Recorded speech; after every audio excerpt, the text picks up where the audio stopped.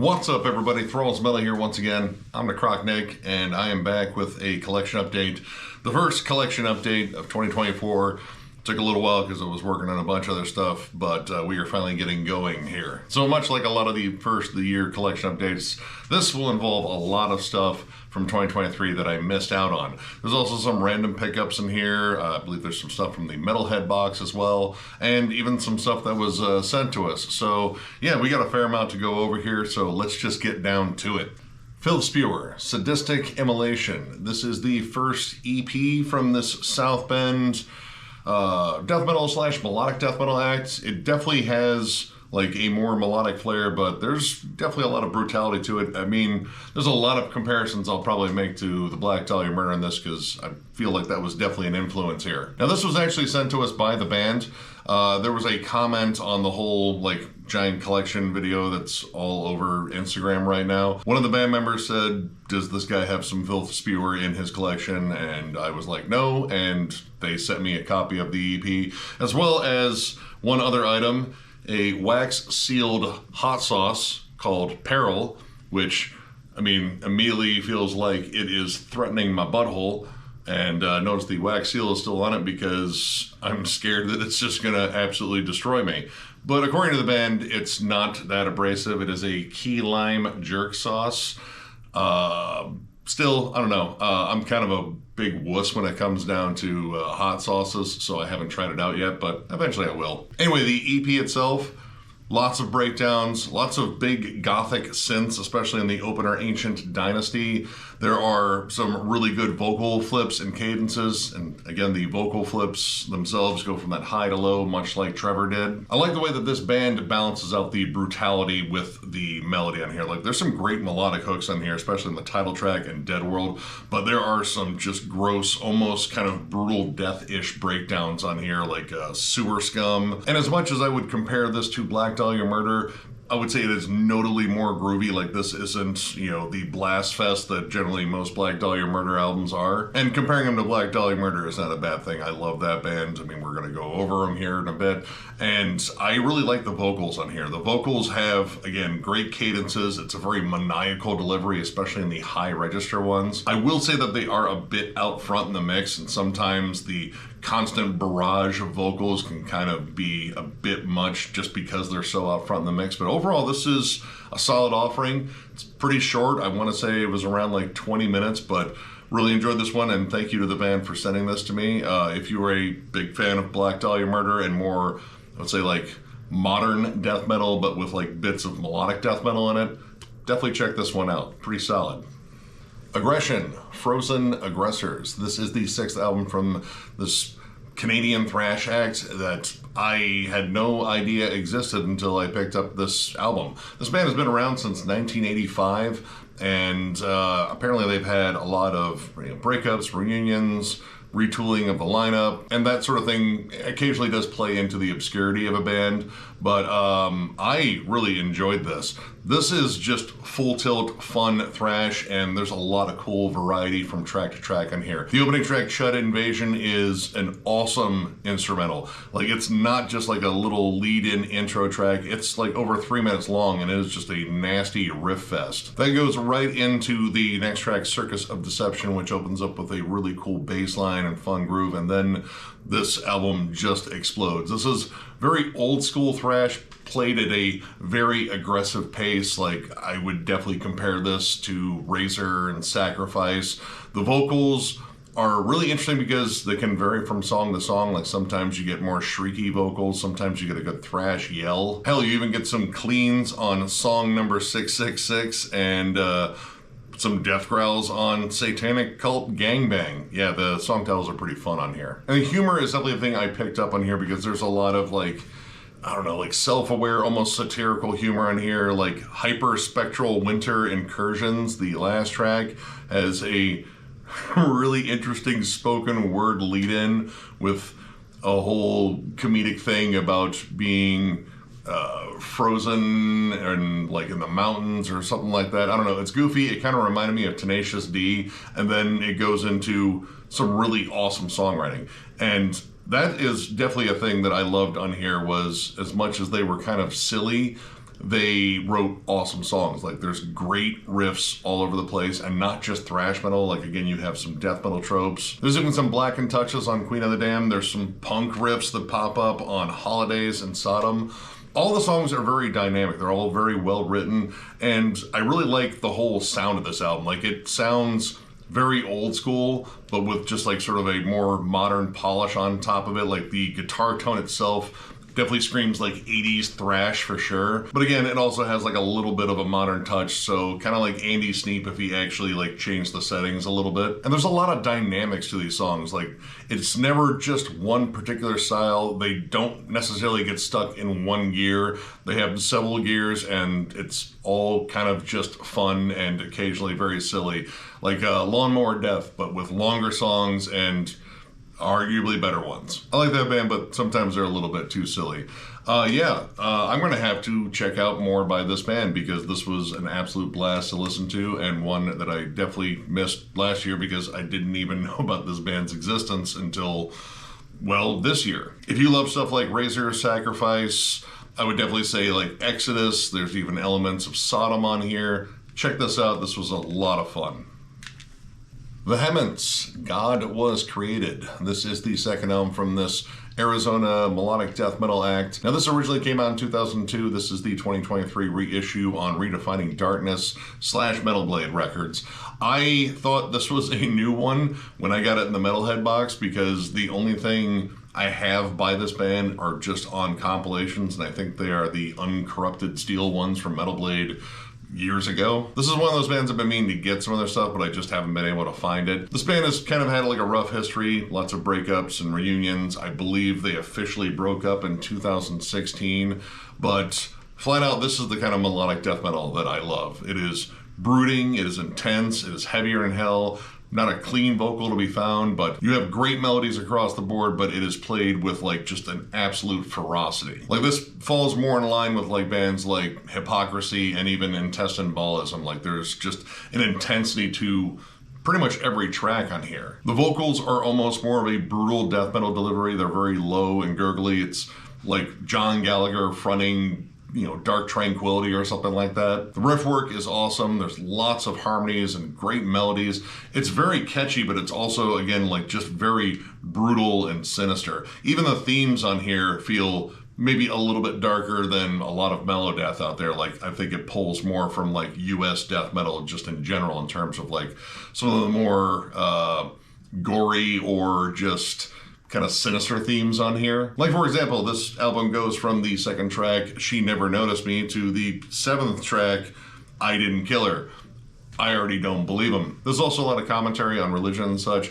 A lot of that feels more US death metal, but listening to the music overall, it has a very European sound, and very technical too. There's lots of really cool transitions on here, you know, very flashy at times, but at no point would I say it gets into like wanky territory. And the songs tend to be pretty long. Like, the first three tracks on here are all over 6 minutes, and you do get some shorter ones, but there are like some really long, lavish songs. Like I Didn't Kill Her, I believe, is over 8 minutes long, but I would say they're justifiably long because there's a lot of cool stuff going into them. Again, very dynamic, bordering on progressive at times, but that does lead this album to be a very long listen. I want to say it's like 75 minutes long, but I would say most of it is really solid. I do think it's interesting that the lower vocals kind of dominate the first half of the album, and then it kind of shifts more to the high screams, which there's a good alternating, you know, vocal thing on here. I believe there were two vocalists on this, and I just feel like the, you know, screams kind of took over the back half. But all in all, like, this album is awesome,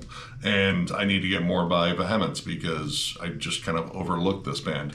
This is, again, the kind of mellow death that I really like, where the melody is captured in the music, and it's not so much about like a big hooky chorus with clean vocals or anything like that. This still has an absolutely brutal punch, heavy breakdowns, blast beats, just vicious riffing everywhere, but also a great sense of melody. Like, that's pretty much perfect mellow death in my mind. If you're a big fan of, you know, At the Gates and In Flames, I mean, obviously those are in there, but specifically Intestine Ballism, I think these two bands are very similar just in terms of their style, in terms of their more brutal approach to mellow death.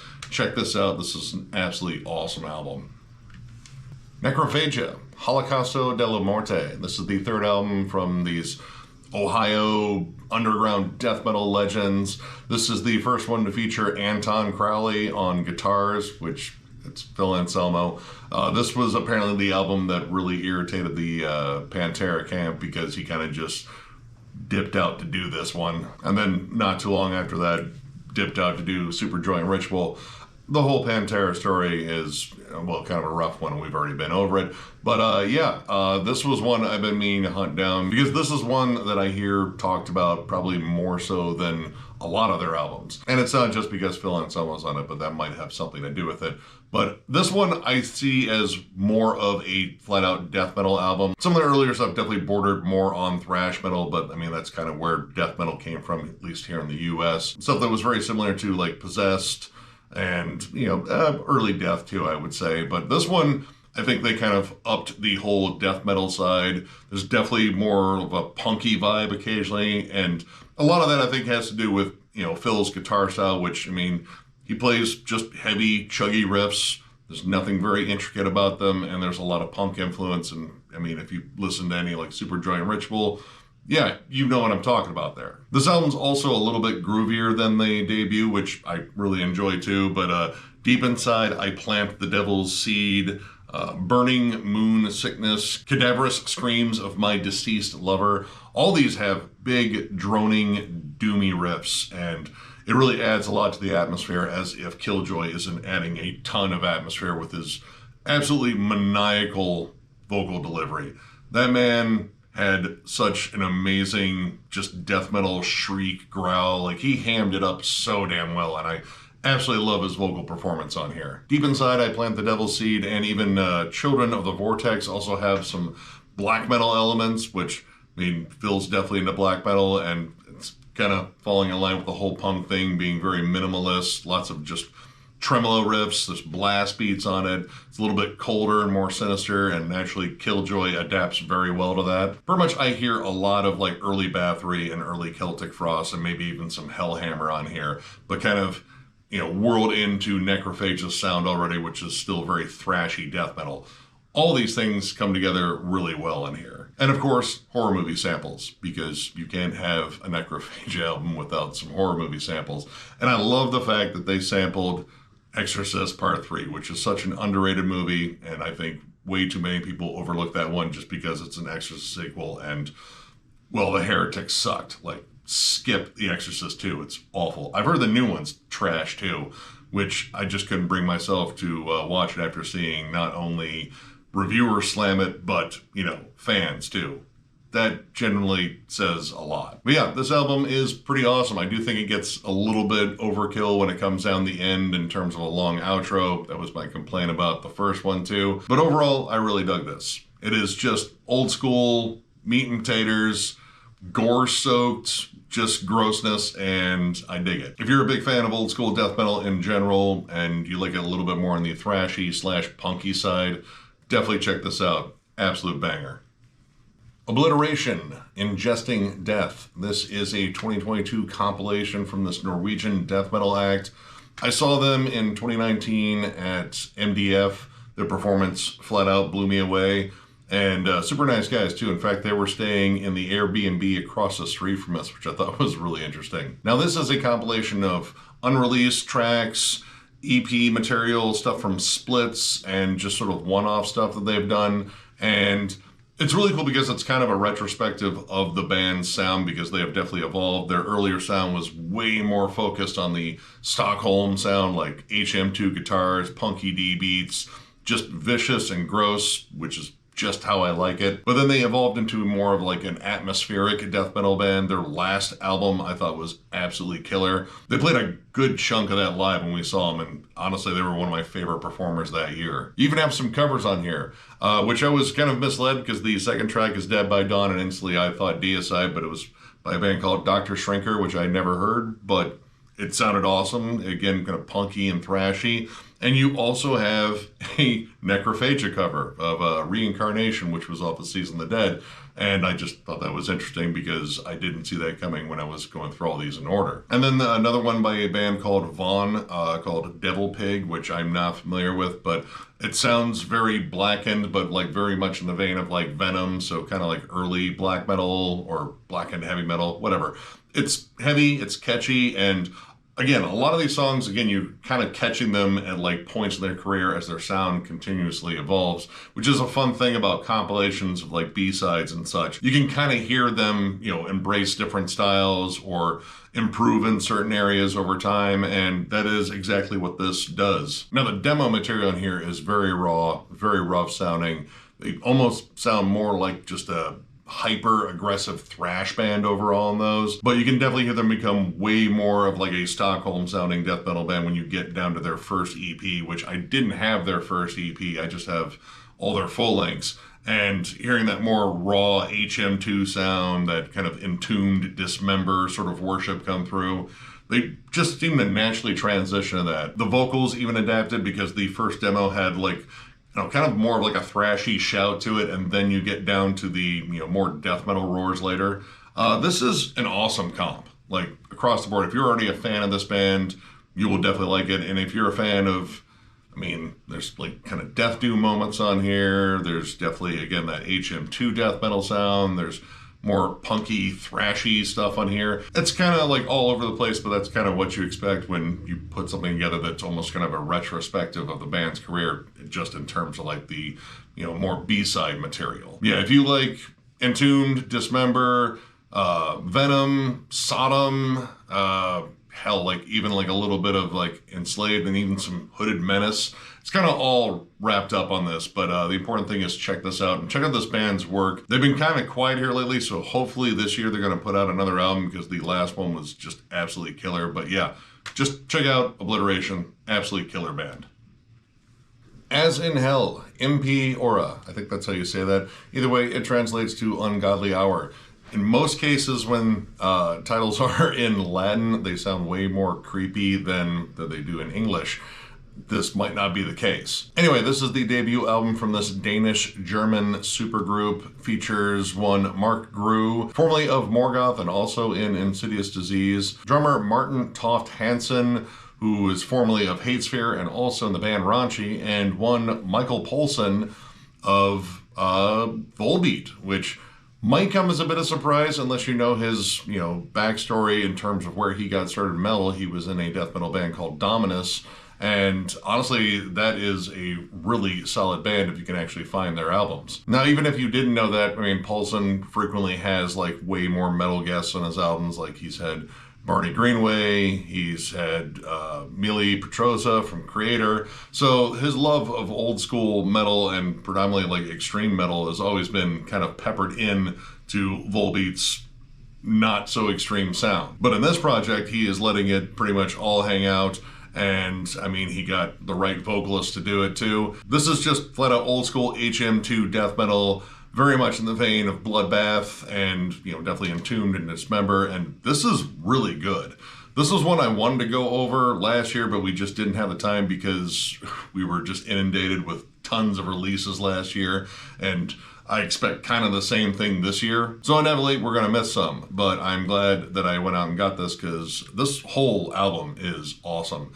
Poulsen's still got his death metal chops. The riffs on here are tight, they're heavy, the tone is great, and he's still got a great knack for just catchy melodies. You get some full throttle, just blasty bangers like Island of the Dead Men, but songs like Inner Sancticide, Wolfpack Laws, and Desert of Doom bring those slow, low-end tremolos. The melodies are sinister and dark. They kind of find that sweet spot between like really heavy melodic death metal like Hypocrisy and just that flat-out Stockholm HM2 sound like Entombed. And that is pretty much this entire album. It is packed with clever hook after clever hook.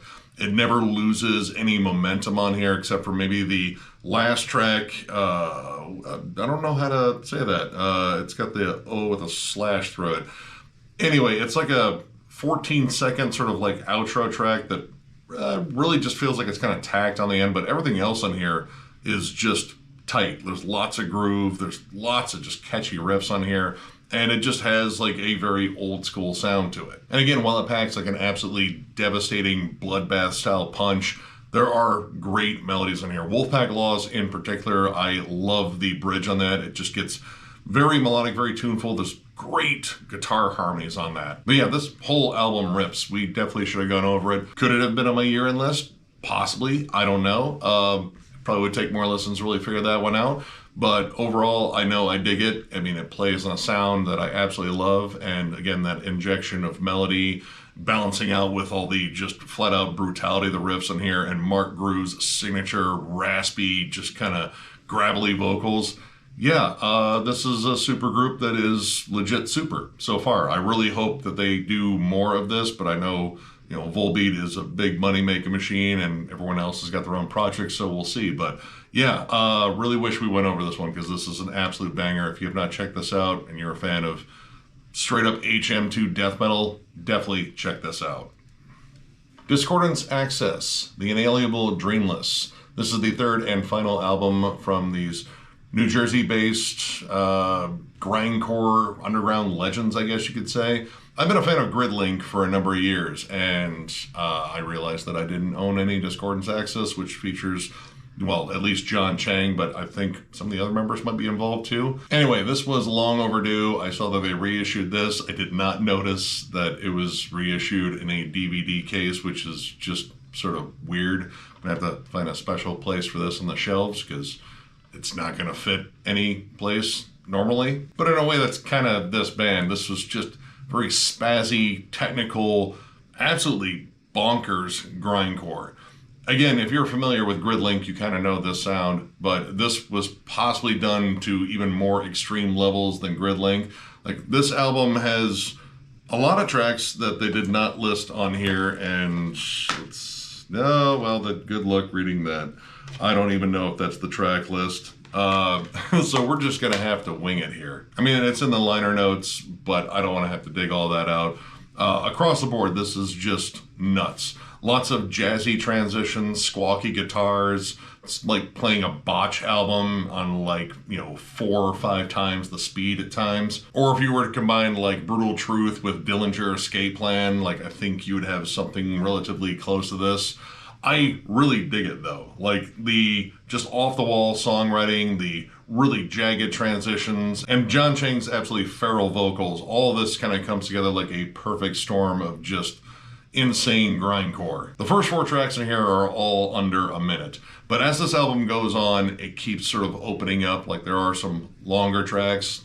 I mean, for grind, I mean, like, that means like 2.5 minutes, maybe 3. But you get some interesting stylistic shifts that pop up in there. Like, there are some brutal death metal elements with the heavy, chuggy breakdowns.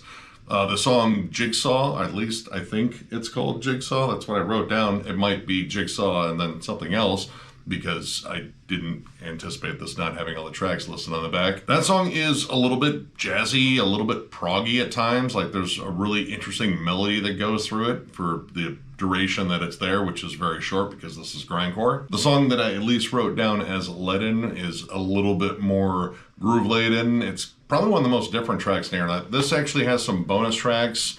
I don't know if they're like demos or outtakes, but they're pretty enjoyable. There's definitely some humor peppered in one, and I just remember like one of them being just really dull and really repetitive, and that is not what this band is, at least across this entire listen. This is just insane grindcore. Like, this is like trigonometry and grindcore. Like, it's just in your face, it's technical as hell, it's kind of hard to figure out, but I don't know, oddly hypnotic. Like, I was just really drawn into this listen, and that's kind of the effect of Gridlink, minus the fact that I think Gridlink is just a little bit catchier with their riffs. Like, their riff work is kind of unique for grindcore, but I can kind of see where they get some of it in this band. Anyway, this is an absolutely insane release. I dig the hell out of it. Really wish it came in like a standard jewel case, but, you know, whatever. They're a different band, they do different things, and they package it in a DVD case for whatever reason. If you're a big fan of like the more spazzy, over-the-top style of grindcore, like definitely a lot of like Brutal Truth in here, obviously kind of comparable to Gridlink too, check this out. This is a nuts album. Disguised Malignance, Entering the Gateways. This is the debut album from this Finnish death metal act, another one that I really wish we got a chance to go over, but again, just didn't have time. This is a super young band playing a very old school style of death metal. In fact, the two members that are at least involved in the studio, they do have a full band now, they're only 18 years old, and they are playing stuff that sounds like it came out in like 1990. Not only just down to the style of death metal they're playing, which is very similar to like early Convulse, Abhorrence, Funebra, but even down to the production. The production has that very raw 90s sound. It almost kind of sounds like a more polished demo at times. But while the Finnish death metal sound is definitely a huge part of their sound, it's not the only part. There's a lot of stuff that echoes like US death metal, Swedish death metal. There's even some more like progressive flair. The riff work on here is absolutely awesome. Catchy, but sinister and dark and like exceptionally brutal at times. Unearthly Existence in particular has like some notes of like early Suffocation. It's definitely a little bit more on the chuggy side. And because it's very old school, there's a lot of groove to it, especially on tracks like The Fading Path of Existence and Malignant Visions. Those songs just have some awesome groovy riffy hooks. The atmosphere in here is, I don't know, very dingy sounding. There's some well-placed horror synths in there to add like a more spooky sort of vibe to it. Probably my biggest standout in here is Disengagement into Eternity.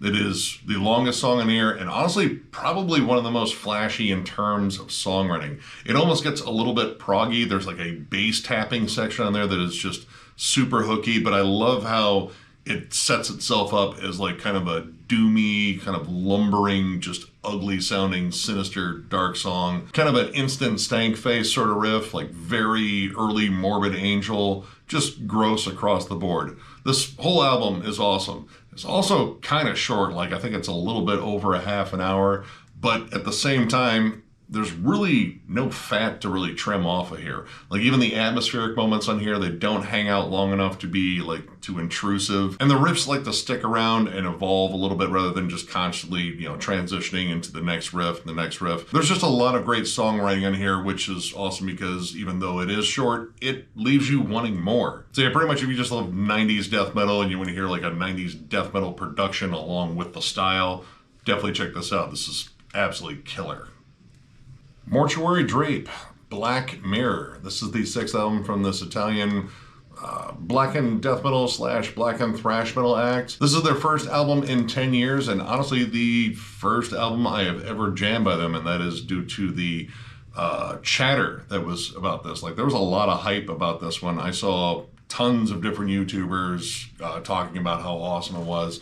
And yeah, no, you guys are right. This was a thoroughly enjoyable listen. And yeah, man, this band's just like flat out catchy and riffy as hell. Well, there's definitely a lot of thrash and death and speed metal to this. I keep getting like a feeling of doom on here, but it's doom played at like, I don't know, like a speed metal pace. Like there's more D beats, it's faster, there's blast beats, but the atmosphere and the vibe of it is just doomy and oppressive. But at the same time, it's got these just great riffy hooks all over this. The first 2 tracks in here definitely have like a good thrashy bite to them, Restless Death and The Secret Lost.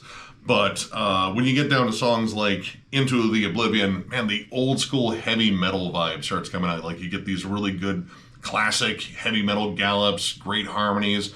Every song in here has just amazing guitar work and hooks. The leads are great, but they are capped off by a very dramatic and fun vocal performance on here. This guy does kind of a little bit of everything. Like you get like whispers and just kind of like creepy groans in the background. But his overall vocal style in here reminds me a lot of like Tribulation and Enslaved. Like it's kind of that over the top, a very sinister sounding growl, and he absolutely nails it across the board in here. The bass work on here really shines, like it really cuts through the mix on here, and it's just awesome playing, and there's a lot of good, clean melodies on here. The songs themselves are generally very dynamic. There's lots of cool like transitions, and they generally have a lot of fun when it comes down to the bridges, but the clean playing, I think, is just excellent because the clean tone they have, again, it sounds very creepy and ominous and adds the whole vibe of this album, which is just, I don't know, like spooky fun. Like, I kind of almost think this is like a heavier, maybe more sinister version of bands like Vulture,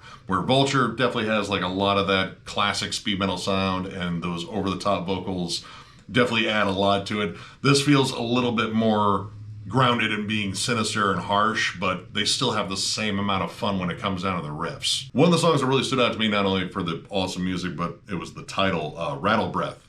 I feel like that might be maybe a subtle plug at like Rattlehead and Motor Breath, with, you know, Megadeth, Metallica, I don't know. The song definitely comes together better than probably any project that would involve, you know, Metallica and namely Dave Mustaine kind of working together again, because I don't know, I feel like he still brings up Metallica a lot in like every interview. Anyway, this album is awesome, and if I had actually known about this band, I probably would have had it on a list for things to review when it was coming out, but honestly, I didn't. This is my first exposure to them, and now I have a whole treasure trove to go back and check out, because from what I hear about this band, a lot of their releases are just absolutely killer. So yeah, if you like bands like, again, I would say like Vulture and Butcher, but also like, I don't know, like Skeleton Witch, I think is kind of comparable in a way.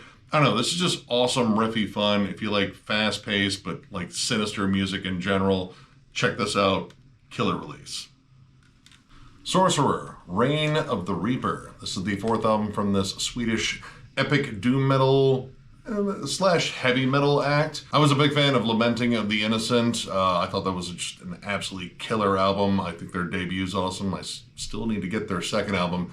Anyway, I've been a fan of this band for a while, and this one is a little bit different. While I think their earlier stuff definitely has more of that epic doom sound, like definitely a lot of Candlemass influence. In fact, they have ties to Candlemass, and it's very much in the realm of the Messiah years.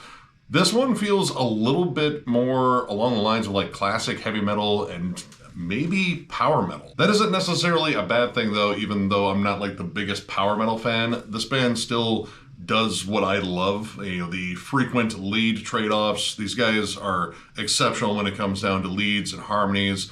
The melodies on here are great. The riffs are powerful. They're very triumphant and kind of bright this time. You do have some good, more doom-laden songs like the title track. I would say Unveiling Blasphemy and Break of Dawn. Those definitely have like the more slow, foreboding, more ominous atmosphere, but a lot of this feels very triumphant, like it's galloping into battle, and honestly, they do that really well. Their frontman, Anders, is such an awesome singer. His vocals are so damn powerful. They are commanding as hell, and they just kind of work with either side. Like even when they're on their more doomy side, like he sounds more, you know, forlorn and sullen, but again, in a very epic sense, because that's kind of the gear he's in. There's even some harsher vocals that pop up on the title track, but for the most part, this is just great, vocally driven, powerful epics with amazing soaring leads across the board. You definitely hear more of that like power metal slash heavy metal vibe come out, like Morning Star, let's see, Curse of Medusa, Thy Kingdom Will Come, The Underworld. These songs are, you know, very urgent. They kind of, again, stride into battle and kind of rouse the troops up. Whereas the doomier songs are more like, oh yeah, no, we'll probably die in this battle, but could be glorious. I also gotta say the song Eternal Sleep is an awesome ballad. It's absolutely beautiful. It has one of the biggest choruses on the album, which is saying something because all these choruses are huge. But I really like the songwriting and just the atmosphere of it. It's just a really good song. And while I do miss their doomier side, which is definitely more prevalent on their previous releases, this is still really good. I don't want them to like fully change into just like a flat out like heavy metal slash power metal band, even though honestly this would be maybe the kind of power metal I would get into more, just because it is very heavy, like kind of more along the lines of like US power metal. But when they get into that just flat out epic doom metal gear, it's absolutely incredible. So I don't want this to be like the whole turning point in the band just kind of shifting over to, again, like heavy metal slash power metal. Overall, this is a solid album. It is filled with just absolutely catchy songs. Again, Anders is a fantastic vocalist. The leads are absolutely amazing. If you're a fan of, again, like more like US power metal, but also still like Candlemass, definitely the Messiah years in there, and I would even say like Solitude Aeternus too. Check this out. Pretty solid album. Asagraum, Veil of Death, Ruptured. This is the third album from this Dutch black metal act. I completely missed this one, which is a shame because I love their last album, Dawn of Infinite Fire, which I think is just riffy black metal excellence. And if anyone's been watching this channel for a while now, most people know when it comes down to black metal, I love the riffy stuff. From what I've listened to, this band has always been excellent about catchy riffs that are both sinister and cold and icy, but also very melodic and tuneful, and they get stuck in your head. Kind of like a more black metal-centric Tribulation, where the riffs are just catchier than hell, but they keep this nice, sinister, dark edge to it. There's lots of great cold, icy riffs and tremolos on songs like Fearless Dominance, In Pure Fire, and, oh, forgive me the pronunciation on this one, De Verloren Tijid? I have no idea how to say that. T-I-J-D.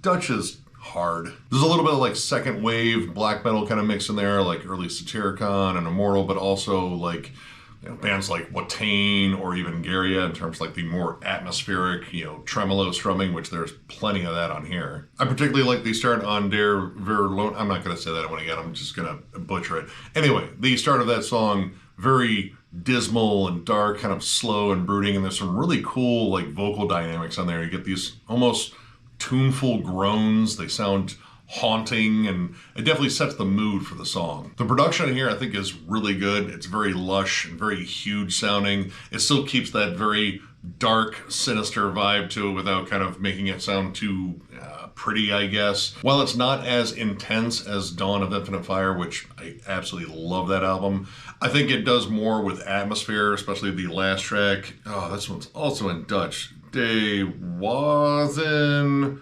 Roped Midju Nam.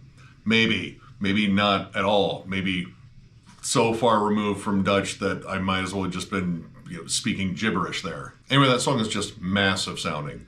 Loads of atmosphere. You can kind of get lost in it.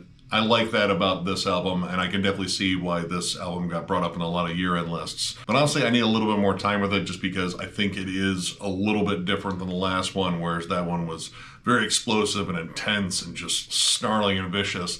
This one still has that, but there's a lot of other elements at play. And it's really cool hearing them expand their sound already, which, you know, they're only 3 albums in, and so far from what I hear, all 3 albums have been pretty different. If you're a big fan of, I would definitely say Watain and probably a little bit of Garia in terms of the atmosphere in here too, but also just straight up riffy black metal. Check this out. This is a solid release. Another absolute banger that I missed. And yeah, we're going to get on to some more of those here because despite listening to an absolute ton of music last year, I definitely missed some, but that's kind of inevitable. Anyway, check this band out. Awesome album. Dopelord, Songs for Satan. This is the 5th album from this Polish stoner doom act, and the first one that I picked up by him, despite hearing about this band for years now. Talking to Logan over at the Metal and Beer Snob and Brian Arkham, they both are big stoner doom connoisseurs, and I trust their judgment, and they did nothing but heap praise upon this album, so I just flat out bought it on that. I don't even think I listened to a track before I bought this. I just kind of went with their recommendation. So if it sucked, it was their fault. Just kidding, guys. It wouldn't be your fault. It would be my fault. I'm impulsive as hell. Anyway, they were right. This is absolutely awesome. It is very much in the vein of bands I already love, like Monolord, Truck Fighters, Mars Red Sky. Heavy, sludgy, droning riffs. Nothing remotely technical. It's more about the power of the tone and the atmosphere and these just slick bluesy leads that kind of get peppered in. The guitar tone in here is absolutely amazing. Couple that with the big droning heavy bass behind it. This album is both like dense and kind of, I don't know, like warm and I would say even kind of damp. Like it is the audio equivalent of a wet swamp at night. Naturally, because this is stoner doom, there has to be some Sabbathy licks on there, and you definitely get that on The Chosen One and Evil Spell. There's a good Sabbath swing to those, and I love the lush guitar harmonies that show up on A Billion Skulls. And I gotta say, the vocals on here are pretty solid. Like, kind of fall in that realm of Monolord where they're just sort of like kind of like ghostly croons in the background, but they fit the music well. There's a really interesting filter on top of them. It kind of just gives you that whole stoner doom vibe, which this is a stoner doom band, so it should. Evil Spell in particular might have some of the catchiest vocals on it. It's almost kind of like an occult love song, like he's singing a song to a witch and why he can't be with her because he's a warlock or something like that. I don't know, it already seems like a perfect couple, but I'm not one for relationship advice, but he seems pretty bummed out that he can't be with her. And it's kind of just like an interesting spin on just a lovelorn ballad or, you know, song in general, because, I mean, a good chunk of ballads are talking about, girl, I miss you, or I can't believe you wronged me like that. It's also a good chunk of like new metal songs. There's a lot of bitching about exes in there too. Anyway, the song's awesome. Great guitar riffs. It's just catchy as hell. And when you get down to songs like Worms, it kind of shifts gears to like more harsher vocals. It's a little bit more aggressive sounding. Still moving at the same lumbering pace, but there's like an added sort of like ferocity to it. Now there is like an intro and outro. Like the intro is just like crickets and weird noises that sound like they would have come from a swamp, so I guess that kind of works with the whole, you know, production of this. But the last track, Return to Night of the Witch, which the first actual track is Night of the Witch, is sort of a weird reprise where, I don't know, like it has this very spacey, synthy outro. It's kind of cool. Honestly, it reminds me a lot of the score to Clockwork Orange. Big droning synth melodies. There's some tribal percussion to it. I thought the outro was pretty cool, but the intro just kind of seemed a little unnecessary. Like I felt like it could have just been tagged at the beginning of Night of the Witch. Either way, this album is absolutely awesome. I need some more Dopelord in my collection. And honestly, I need to look at more stuff from Blues Funeral Records, because pretty much everything that I have picked up on that label has been awesome. I just kind of forget about it. Anyway, if you're a big fan of just stoner doom in general, and especially if you're a fan of Monolord, because I think these two bands are very similar, check this out. Absolutely awesome album.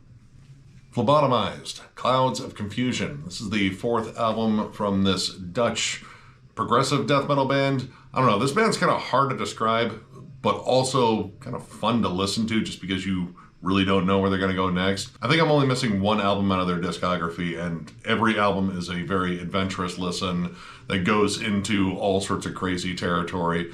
And that is like kind of my big appeal for this band, because I just kind of like their quirky style overall. Like, it's very heavy. You have death doom moments, you have flat out brutal moments, you have melodic death metal moments, you have stuff that is occasionally a little bit more electronic, some stuff that kind of borders on power metal. This band's just kind of all over the place, and it's kind of fun. And this is yet another album where they are definitely all over the place. You get some good groovy heavy numbers like Pillar of Fire, A Unity Your Messiah Preclaimed, ?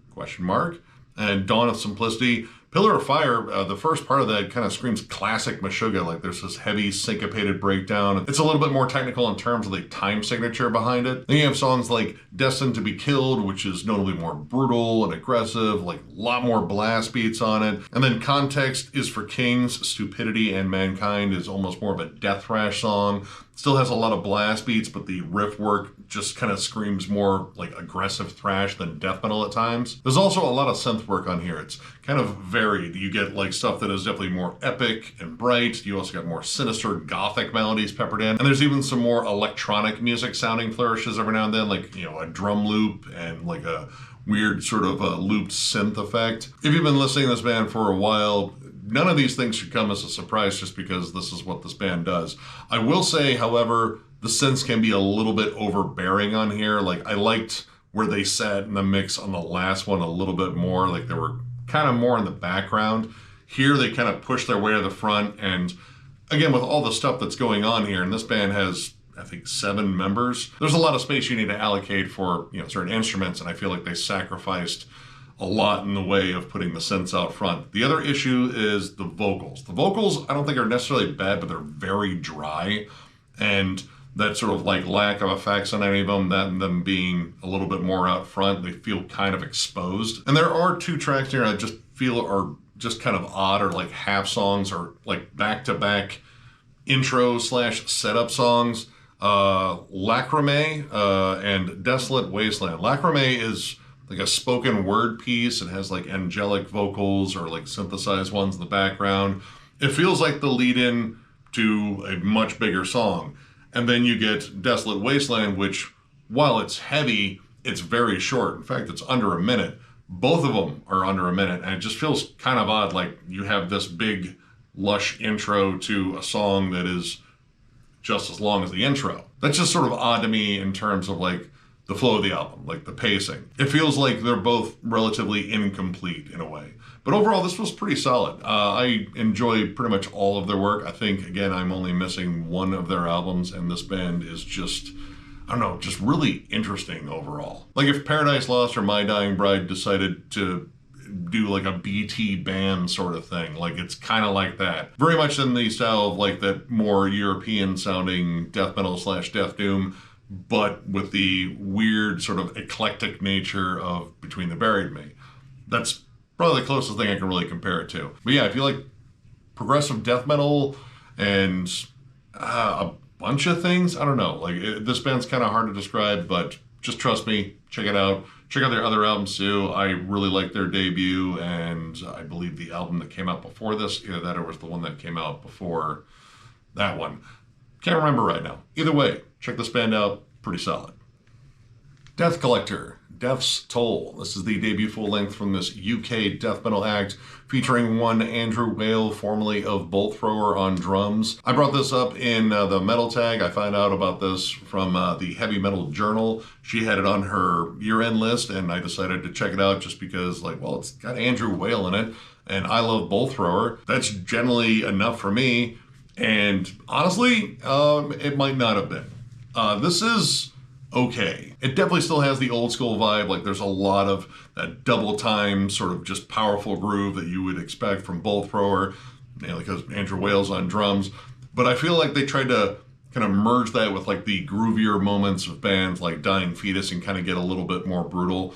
And sometimes it works. Sometimes the heavier songs are really solid. Like there's good, solid, chunky meat and potatoes riffing on it. It stays very aggressive. But there's just some issues with it I have, like namely the vocals, which I think the vocal delivery is just sort of a mismatch on here. I feel like they're trying to go for like a more brutal death metal approach. It's just this kind of heavy, deep roar, but it's so distorted and layered. It's kind of off-putting. There's really solid tremolo melodies on the Eponymous track and A Taste of Ichor. There's constantly heavy, just nasty breakdowns all over here. But like none of it really stands out. In fact, a lot of these songs kind of follow the same formula. You get a lot of the same dynamics in each song. And honestly, like they didn't necessarily stand out from the pack in the first place. Like this feels very paint by numbers, I guess. It kind of feels like I'm listening to a modern band do covers of like Bolt Thrower and Benediction, but also add like their own brutal touch to it. Like they want to make it a heavier, more, I guess, like young sound. And it's kind of a mixed bag. Like, yeah, there's some good like doomy breakdowns on here, some fun D beats, but again, like none of it really stands out. And this is like a 38-minute album, and I really couldn't find much on here that just absolutely grabbed me. Like one song in particular that just like, wow, that's absolutely amazing. It was pretty much, this whole album is okay. The guitars have a good solid crunch to them. I do think the production sounds a little weird when it comes down the drums. And I don't know, like something about it just sounds very artificial or just too compressed. Like it doesn't have a very 90s death metal sound. Like it sounds way more modern. And with this style, maybe like a more retro sound in terms of the production, at least to some degree, would probably make this stand out a little bit more. But as it stands, this is just okay. Like it's just kind of a meat and potatoes, stick to your guns, sort of old school death metal, listen. Again, a little bit more brutal than, say, like the bands that these guys came from, or at least were emulating, but not very memorable. Still, if you're a fan of bands like, again, Benediction, Bolt Thrower, and, I don't know, maybe Gatecreeper a little bit, stuff that is just groove-laden and just about the riffy chugs, check this out. Who knows, you might really like it. Really wasn't entirely for me, but it definitely had its moments. Either way, give it a whirl. Grand Cadaver, Deities of Deathlike Sleep. This is the second album from this Swedish death metal supergroup. Features current and former members of bands like Dark Tranquillity, Tiamat, In Mourning, and Mr. Death. I was a huge fan of their debut album, Into the Maw of Death, and this is almost like having an extra bloodbath band. You have the supergroup status, They are fronted by none other than Michael Stan of Dark Tranquillity. So not only do you have members from the awesome Gothenburg melodic death metal scene, you also have members from the Stockholm scene as well. And this is pretty much pure Stockholm. Like, this is HM2 guitars, D beats, vicious riffs, and I'll be honest, this could have made my year-end list. I don't know what I would kick off of it, but I mean, it very well could have. This is just flat out awesome. These songs are very explosive, catchy as hell. There is nothing but catchy riffs on here. And this is 10 tracks in about 34 minutes. There is not an ounce of fat to trim off of this. All the songs just feel tight, like they are perfectly paced, and I absolutely love this album. I like the fact that Michael Stan actually adds a lot more heft and gravitas to his vocals than he does in Dark Tranquillity. I absolutely love his vocals in Dark Tranquillity, and just in general in terms of like a really cool, harsh, unique vocal approach. I think he's, just absolutely exceptional at it. But he adds a lot more like gruffness to it here, and it just fits with the just explosive songs in here. You have a ton of groove on here, riffs aplenty. The opening track, The Forever Doomed, just kicks into high gear right away. Opens into just flat out Entombed, Dismember worship, but I love the way they lead in the breakdown with the very sinister melody, kind of isolates it for a second, and then boom, you're into this just heavy, syncopated, chuggy, mean sounding breakdown. And man, this album just excels at kind of everything I want out of HM2 death metal. Their guitar tone is a little bit less crispy and raw than say like, the early precursors and even Bloodbath to a degree, but it's punchy, it has a lot of weight to it, and I like the fact there are a lot of clever melodies peppered on here. Not necessarily like kind of pulling from the whole Gothenburg sound. They sound sinister and dark, and they just add to the overall atmosphere in here, which atmosphere is, just kind of used sparingly, kind of more to set up songs or just, again, adding like a clever melody. A lot of this is just kind of straight for the throat. Lots of DB propelled bangers like The Wishful Dead, Vortex of Blood, and the amazingly titled Stabbed with Frozen Blood. I absolutely love that song title. It's kind of uniquely gory. But one of my big favorites on here that I have jammed repeatedly since getting this, Serrated Jaws. That song is slow, lumbering, aggressive, chuggy as hell. I absolutely love Stan's vocal performance on that one. He just sounds vicious on that. The pacing of this album is awesome. There's not a lot of songs that really run into one another. Each one has some cool dynamics on it that kind of, make it stand out a bit. Like the really cool tapping lead breakdown on Serrated Jaws, and the almost doom-laden chorus on Funeral Reversal, which the rest of that song is just very high octane, but they just rapidly shift gears when it comes down to the chorus and just kind of hit you over the head with just oppression and darkness, and I absolutely loved it. There's literally nothing on here that I don't like. This is just flat out fantastic HM2 death metal done by some legit old pros in the scene, which is kind of what I say about Bloodbath every time I bring them up. But yeah, if you love Bloodbath and you want more Bloodbath, but just with a different logo and different members, this is essentially that. I recommend this. I also recommend their first one.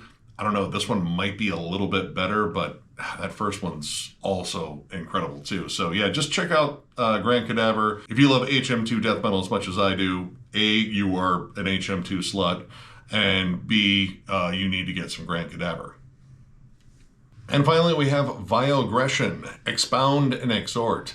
This is the debut album from this Wisconsin-based death metal act. I just recently went over their third album in the States of Metal, and I alluded to the fact that I had this, and I've been eagerly awaiting the chance to talk about this album because it is absolutely awesome, and I probably would have brought up this one maybe more so than the third one if I had listened to it in that video, but I hadn't listened to it yet, so wouldn't be fair, and it isn't as though that third one's not awesome. These guys were one of the OGs in terms of the whole Wisconsin death metal scene, and this is just fantastic old school death metal, riffy, but also very dynamic and loads of atmosphere. You have amazing vocals on here, which the vocalist I believe is the only original member now, but somewhere between the kind of ghastly delivery of, Martin Van Drunen, but also just the whole John Tardy sort of vocal approach.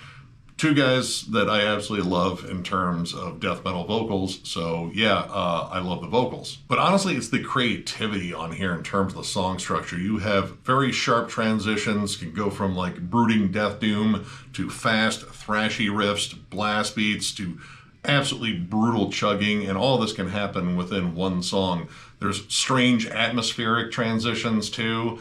This album is just a really wild ride in terms of like just old school death metal. Very comparable to Morte and Accidental Suicide as well, just in terms of their song structure and just really, I don't know, kind of like pushing the envelope a little bit as far as like dynamics in death metal, because while this does have some straight ahead moments, there's a lot of just weird twists and turns on here that maybe you just wouldn't expect. For example, the opening track, Maggot Synod. I had to look up that word. I was not familiar with that at all. S-Y-N-O-D. It's apparently like a council, and it's more like attached to religion in terms of like determining what is doctrine. I don't know. I had never seen it before, but that song is strange. Opens up doomy, lumbering. It is immediately sinister, and you get like the big old stank face riffs on there, and then sharply blasts off into like thrashy sections and blast beats. And then right when you're kind of more settled in that sound, it has this very strange atmospheric bridge, and those kind of weird transitions are all over this. Winds of Death and As You Die both have their weird twists and turns on them, but man, the riff work on those songs, and honestly this entire album, is just absolutely amazing. Now I do think the atmosphere kind of hits like a bit of a fever pitch towards the end on the 3-song run of Choir of Loden, Circle of the Divine, and Choir of Loden, The Chanting. The choir tracks are very odd, like it's a lot of chattering and crazy laughter, and it's all looped and layered, and they both serve as like an intro and an outro to Circle of the Divine, which is an awesome song, but it kind of gets a bit much. And there are some other moments on here where I think they kind of just go a little overboard. Transmigration, I feel, just goes entirely too reverb heavy, where you get this kind of continuous cavernous effect. And I wouldn't describe any of this as like very cavernous death metal. Like the production here isn't like very reverby in general. It's, you know, more tight sounding. Granted, this is a reissue and it is remastered. You can just tell the production was, you know, a little bit more along the lines of like stuff you would hear, you know, out of the Florida death metal scene. But overall, this album is absolutely awesome. Again, occasionally they do a little bit too much, but it never really derails the album at any point. Now, this also includes their 2 demos from 1990, and they could not be more different. The Perception Blurred demo, well, this band originally started off as a thrash metal band, and it's 100% thrash metal. It's more that aggressive style, like kind of similar to a fellow Wisconsin band, Morbid Saint. Very fast-paced. You know, the vocals are notably different. It's just a flat-out thrash roar, but honestly, it's pretty solid. I really like the songwriting on it, and honestly, it kind of reminds me of like the first album from Forced Entry, which is a super underrated thrash band. And then the Execution demo came out the same year, but apparently they got bit by the death metal bug because it is 100% old school death metal. A little bit more straightforward than the album itself. Like these songs are a little bit shorter and just kind of straight for the groove, the blast, the riffs. Honestly, a lot of it sounds like early Cannibal Corpse, which is never an issue for me. A lot of Tomb of the Mutilated vibes on there, maybe a little bit of Eaten Back to Life. There's still like a hint of thrash in there. Anyway, I absolutely love this. This is killer. I do want to check out their second album, even though I've heard it's kind of a mixed bag. Like the production was rough, the songs weren't as good, but I mean, they only have 3 albums. I kind of want to complete that, and I liked everything I heard, and I'm reasonably sure I'll find something I'll like on that one, unless like it's like really bad. I really hope it's not really bad, because I'm still going to see if I can find it. Hopefully Hammerheart does a reissue of that too. But yeah, if you love Obituary, Pestilence, Morbid Angel, Cannibal Corpse, a litany of awesome bands, including like Morte and Accidental Suicide, very much in the same vein as those bands in the Wisconsin scene. Check this out. This album is absolutely killer. And that is it for this first collection update of 2024. I still have a lot of music to go through. I did go pretty ham with the Amazon gift cards. That's pretty much all I ever asked for Christmas if people want to get me something, because, well, they know I'll just buy music with it, and that makes me happy. But yeah, plenty more stuff, lots of 2023 releases I missed, and of course some other interesting odds and ends. But yeah, if you enjoyed this video, give it a thumbs up, and if you are new to the channel, subscribe, because we do stuff like this all the time. We are also on Patreon. If you'd like to help us out there, there's a link down below to thrallsmetal.com. Our Patreon link is there. It is also on our channel up in the corner of our banner. But if you're looking for some Thralls of Metal merch, you have to go to thrallsmetal.com. We have t-shirts, both new ones and old ones, and the old ones are discounted if we have your size. We also have hats, so if you're looking for any of that stuff, click the link down below. And of course, thank you guys so much for liking, subscribing, following, all that stuff. Tons of stuff coming your way. Black Dahlia murder ranking, we're kind of getting that all together. I've been going through my notes and going through that grossly just consistent as hell discography. It's gonna be a pain in the ass to rank, but also that's just kind of the fun of listening to that band. They just absolutely nail it pretty much every time, in my opinion. Possibly some more retro reviews in the future too, and of course new releases. They're gonna start coming out probably with greater frequency here. So yeah, we're gonna have you absolutely covered in terms of content. So one more big thank you, because you guys are absolutely awesome, and we will catch you later.